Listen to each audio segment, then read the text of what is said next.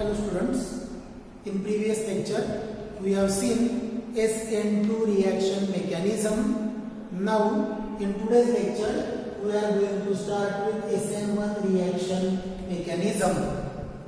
You know, mechanism of the reaction is nothing but study of reaction as much as in details, that how substrate is converted into product or how reactants are converted into products.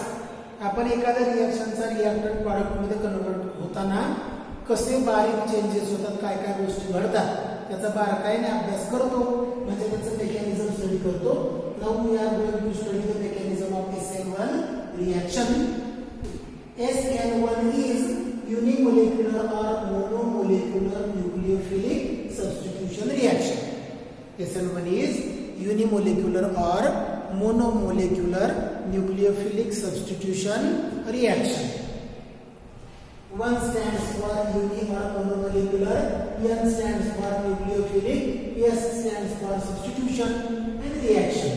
This unimolecular nucleophilic substitution reaction is explained by taking an example of alkaline hydrolysis of tertiary alkyl halide. इथं आपण ही reaction study करण्यासाठी example घेतो, जे आहे alkaline hydrolysis of tertiary alkyl halide. Particularly आपण tertiary butyl bromide घेतो, आणि हे टर्शियरी ब्युटाइल ब्रोमाइड म्हणजे 2-ब्रोमो 2-मिथाइल 2-ब्रोमो 2-मिथाइल प्रोपेन असं त्या कंपाऊंडचं नाव आहे. तर टर्शियरी ब्युटाइल ब्रोमाइड म्हणजे 2-ब्रोमो 2-मिथाइल प्रोपेन म्हणजेच alkaline hydrolysis of tertiary alkyl halide is the example of the SN1 reaction. In this SN1 reaction, what is done? See, the reaction is like this. This carbon attached to 3 methyl groups and 1 bromine. This structure is nothing but tertiary butyl bromide.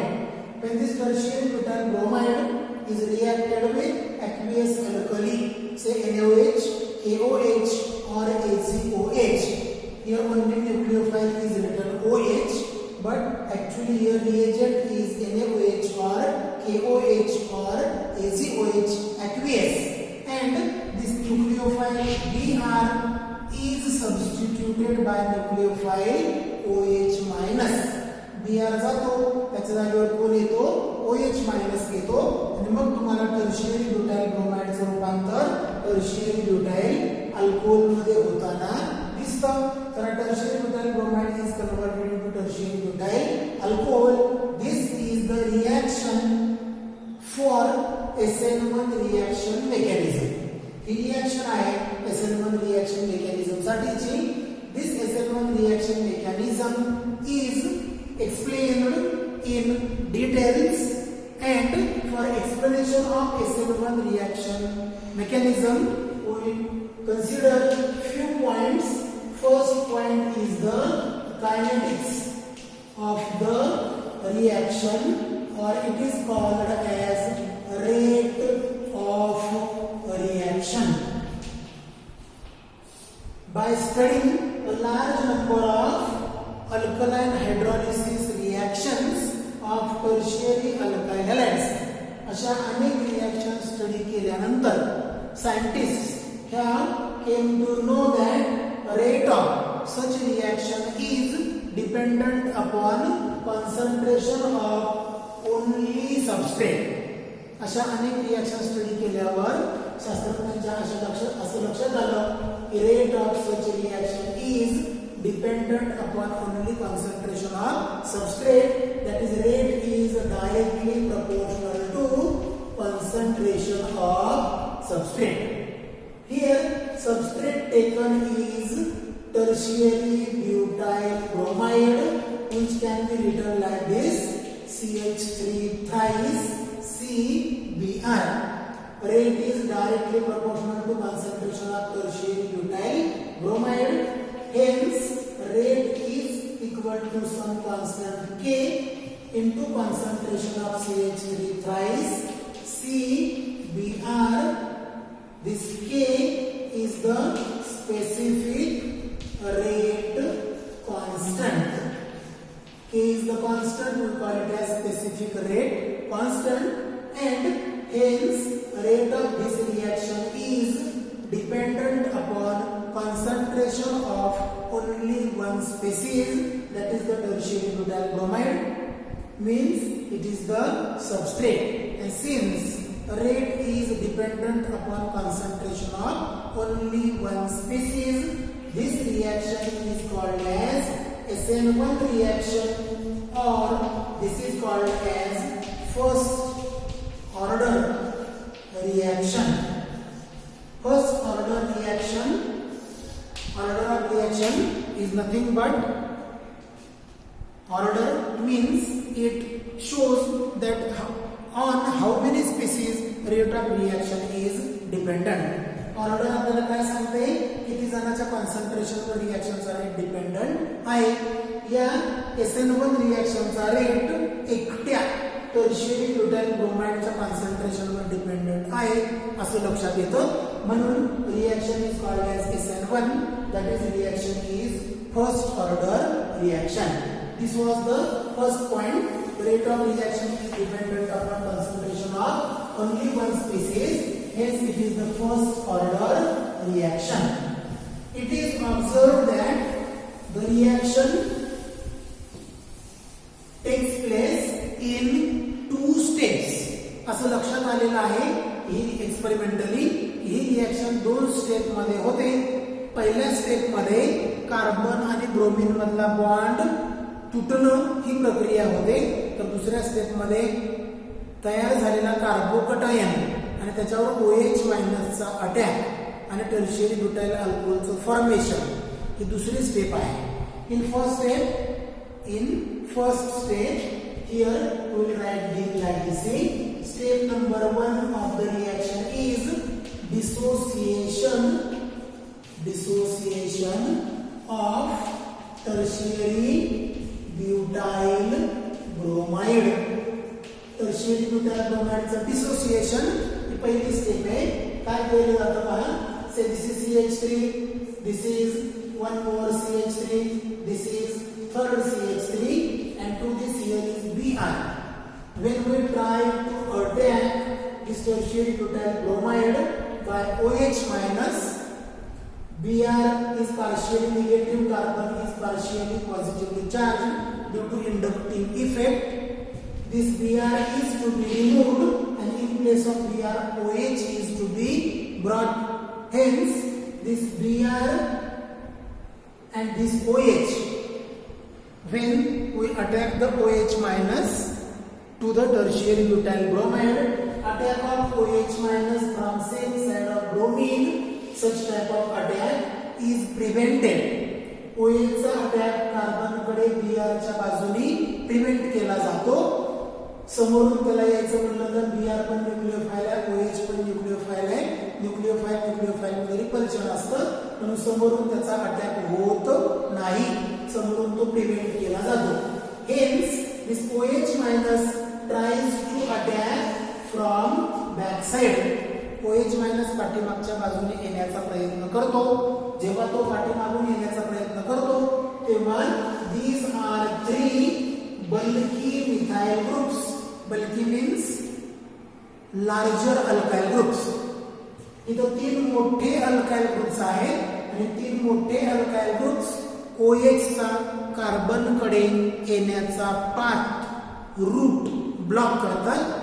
Hence OH cannot attack this carbon of tertiary butyl bromide from same side of bromine or from opposite side. OH समोरून पण येऊ शकत नाही, OH पाठीमागून पण येऊ शकत नाही. OH चा अटॅक या टर्शियरी ब्युटाइल ब्रोमाइड वर कोणत्याही बाजूने होऊ दिला जात नाही. Hence reaction takes place in two steps.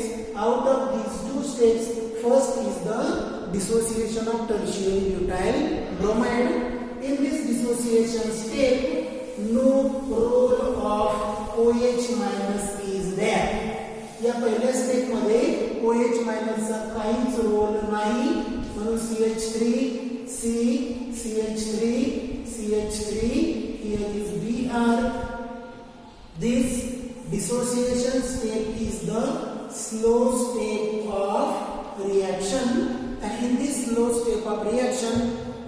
tertiary butyl bromide takes part.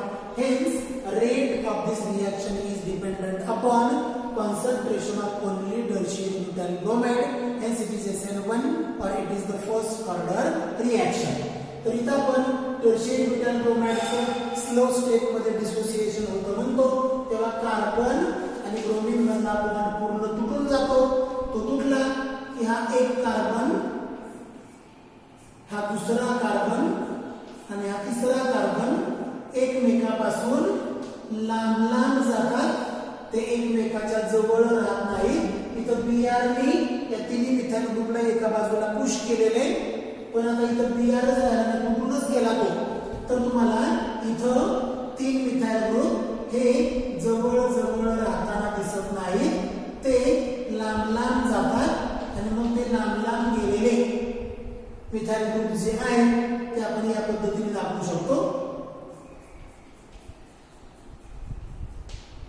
एक मिथाइल ग्रुप, दुसरा मिथाइल ग्रुप, तिसरा मिथाइल ग्रुप या कार्बनवर चार्ज येतो प्लस याला म्हणतात टर्शियरी ब्युटाइल कार्बोनियम आयन किंवा टर्शियरी ब्युटाइल कार्बोकटायन.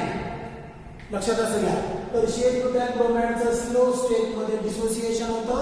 त्याचा टर्शियरी ब्युटाइल कार्बोकटायन Br- होतो. हे तीन मिथाइल ग्रुप एकमेकापासून जितकं लांब राहता येईल तितकं लांब राहतात. हा टर्शियरी ब्युटाइल कार्बोकटायन प्लेनर असतो. प्लेनर म्हणजे एकाच प्लेन मध्ये सगळे मिथाइल ग्रुप आणि कार्बन असतात. आणि असा टर्शियरी ब्युटाइल कार्बोकटायन तयार जो होतो तो तयार होताना एक ट्रान्झिशन स्टेट मिळते ज्याच्यामध्ये कार्बन आणि Br मधला बॉन्ड तुटायला सुरुवात झालेली असते आणि मग तो पुढे जाऊन ट्रान्झिशन स्टेट अनस्टेबल असल्यामुळे बॉन्ड पूर्णतः तुटतो. एक तयार होतो कटायन आणि दुसरा तयार होतो अनायन. या स्टेप 1 मध्ये TS1 तयार होते. आता एकदा का कार्बोकटायन तयार झाला की स्टेप 2 आहे. In this step 2 what happens?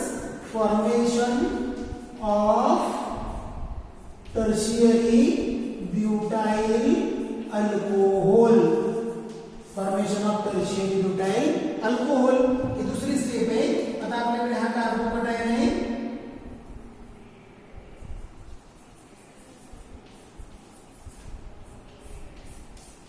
हा कार्बोकटायन आहे आपल्याकडे. त्या कार्बनवर चार्ज आहे प्लस त्याच्यावर आता OH चा अटॅक दुसऱ्या स्टेप मध्ये फास्ट होतो. From both sides. तो समोरून पण होऊ शकतो, तो पाठीमागून पण होऊ शकतो. म्हणजे ज्या बाजूला Br होता तिकडून पण होऊ शकतो, ज्या बाजूला मिथाइल ग्रुप्स आहे तिकडून पण होऊ शकतो. आणि मग तुम्हाला अपोजिट चार्जेस मध्ये अट्रॅक्शन असल्यामुळे कार्बन आणि OH मध्ये बॉन्ड तयार होताना दिसेल.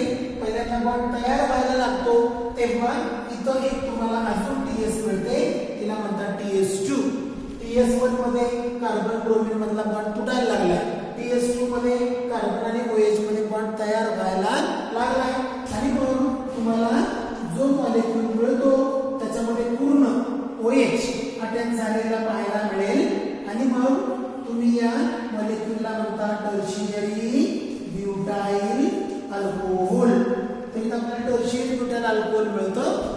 पण ज्या बाजूला Br होता तिकडून OH जोडला तर त्याला रिटेन्शन ऑफ कॉन्फिगरेशन म्हणतात.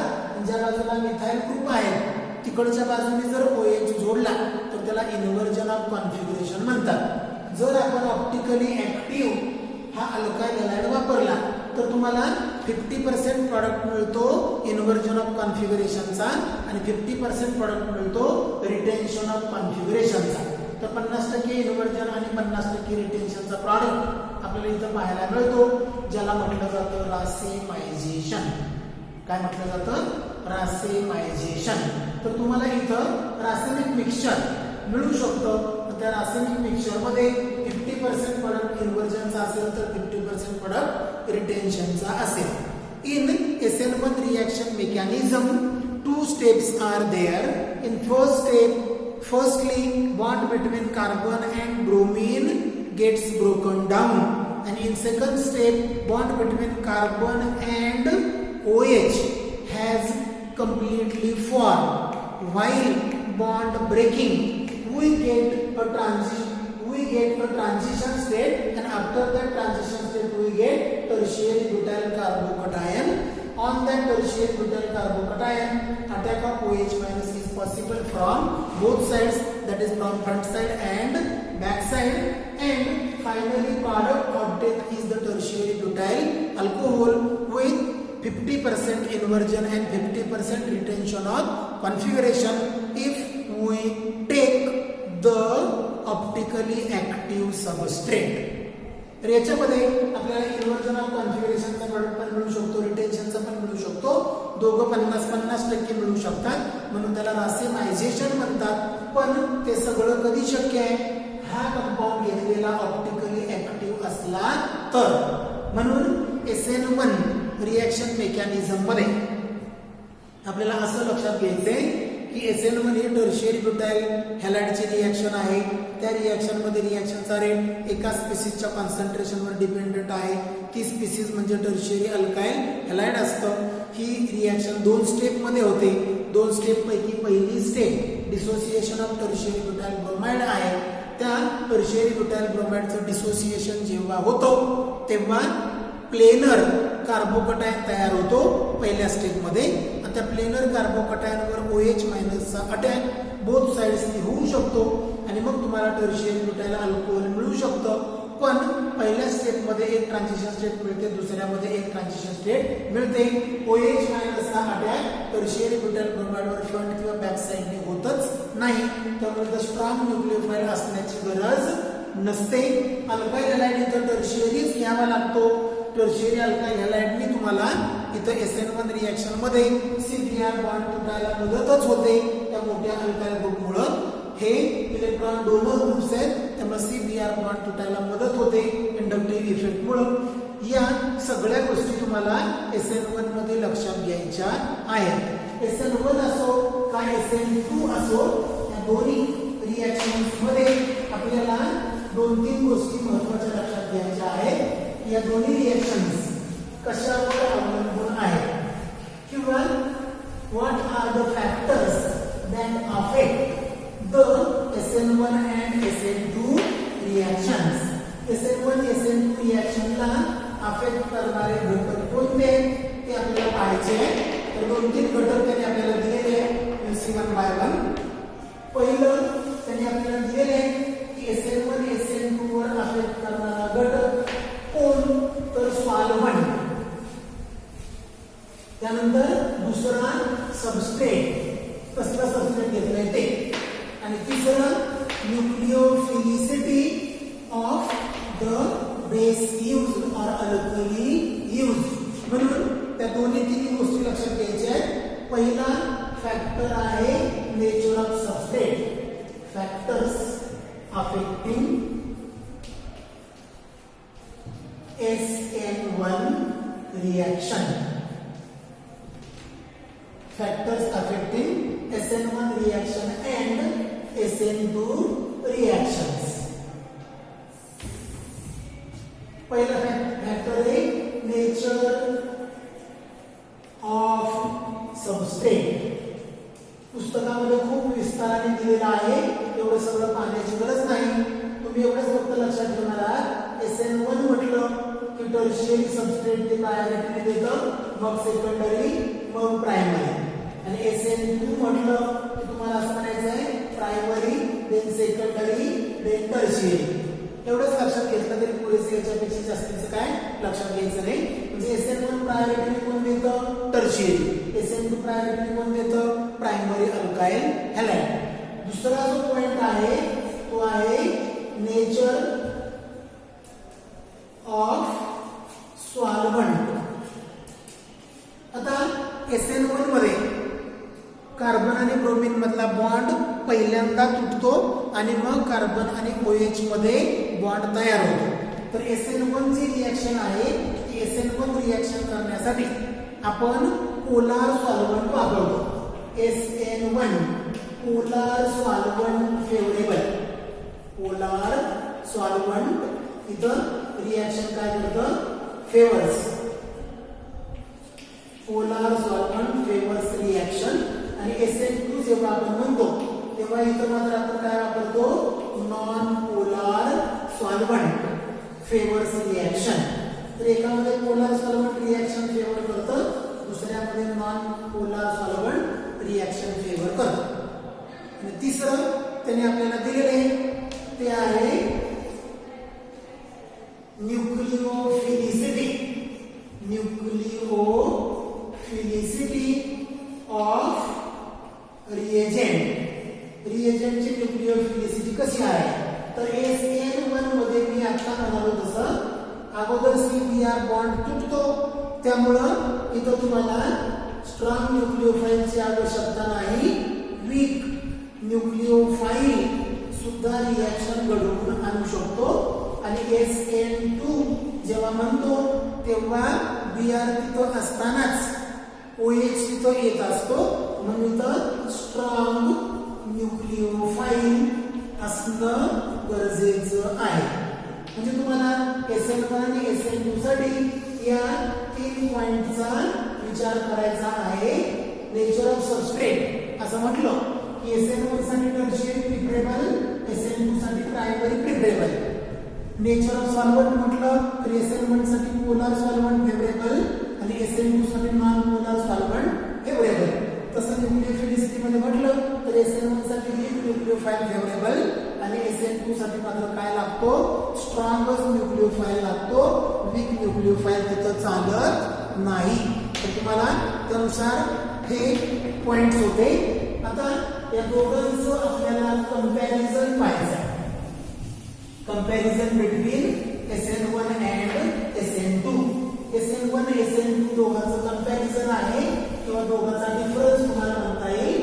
से here is comparison between SN1 and SN2 reactions.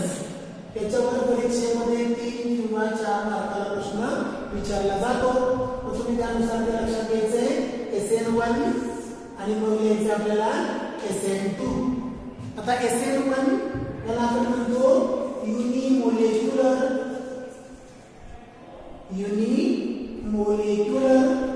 किंवा मोनोमॉलिक्युलर. इकडे मात्र आपण म्हणतो बायमॉलिक्युलर. म्हणजे मोलेक्युलॅरिटी आपल्याला जर विचारात घ्यायची म्हटलं तर हा युनि किंवा मोनोमॉलिक्युलर आहे, हा मात्र बायमॉलिक्युलर आहे. बायमॉलिक्युलर न्यूक्लियोफिलिक सबस्टिट्यूशन. ही जी रिएक्शन SN1 ची तिला म्हटलं जातं first order reaction. First order साठी काय म्हणले तर सेकंड ऑर्डर रिएक्शन. तिसरं या SN1 चा रेट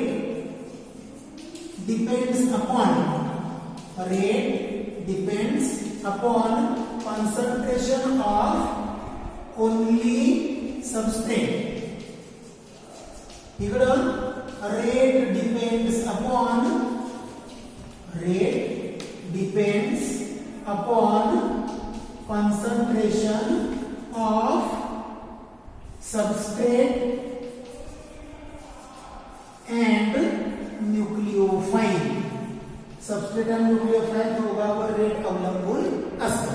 त्याच्यानंतर चौथा point SN2 it is 2 step process किंवा 2 स्टेप मेकॅनिझम. इथं मात्र आपण काय म्हणतो 1 स्टेप मेकॅनिझम. 2 स्टेप तसं इथं काय म्हटलं 1 स्टेप. या SN1 मध्ये 2 ट्रान्झिशन स्टेट्स असतात. या SN2 मध्ये फक्त 1 ट्रान्झिशन स्टेट असते. त्याच्यानंतर इथं बॉन्ड मेकिंग, बॉन्ड से breaking and then bond formation. Bond break अगोदर होतो आणि मग बॉन्ड फॉर्म होतो. इथं bond breaking and formation simultaneous. म्हणजे एकाच वेळेस बॉन्ड तुटतो आणि दुसरा बॉन्ड तयार पण होतो, म्हणून बॉन्ड ब्रेकिंग आणि ब्रेकिंग त्या संदर्भाने पुढचा पॉइंट आपण लिहिला. इथं आपण सॉल्व्हंट म्हटलो तर SN1 ला आपल्याला पोलार अपेक्षित आहे पोलार सॉल्व्हंट फेवरेबल. इथं non polar solvent favourable. Polar solvent favourable, non polar solvent favourable. इथं नेक्स्ट नंबर आपण म्हटलो तर काय देता येईल आपल्याला सॉल्व्हंटचा आपण पाहिलं.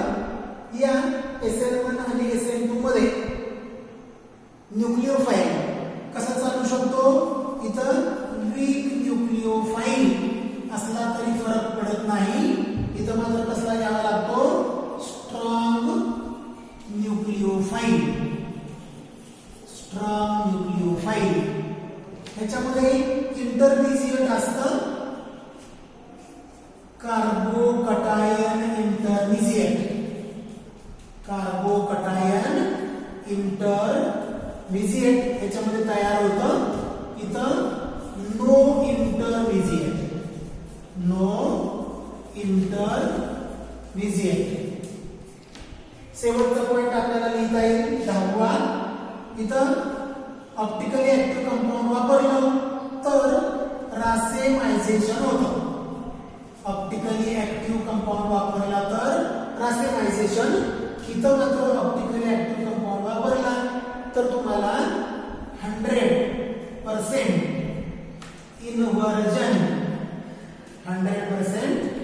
Inversion of configuration. या पद्धतीनं तुम्हाला दोघांचं कंपॅरिझन करता येतं. SN1 साठी 10 पॉइंट लिहिले मी, SN2 साठी 10 लिहिले. SN1 is unimolecular or monomolecular, SN2 is bimolecular.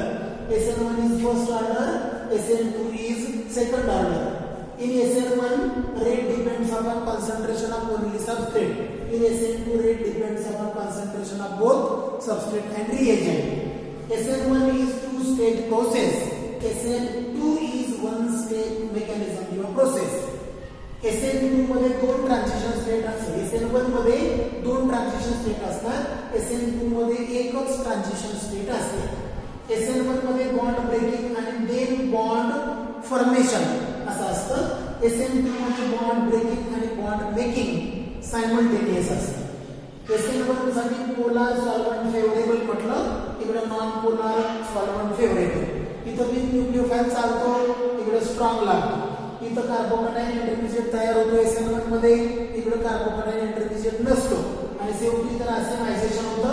इकडे मात्र 100% इन्व्हर्जन होतं जर आपण ऑप्टिकली ऍक्टिव्ह कंपाऊंड वापरला तर. अशा पद्धतीने आपण SN1 SN2 त्याचे फॅक्टर्स अफेक्टिंग आणि शेवटी कंपॅरिझन बिटवीन SN1 SN2 एवढा पार्ट पाहिलेला आहे. पुढच्या तासाला आपण पुढचा पार्ट पाहणार आहोत. Now will stop.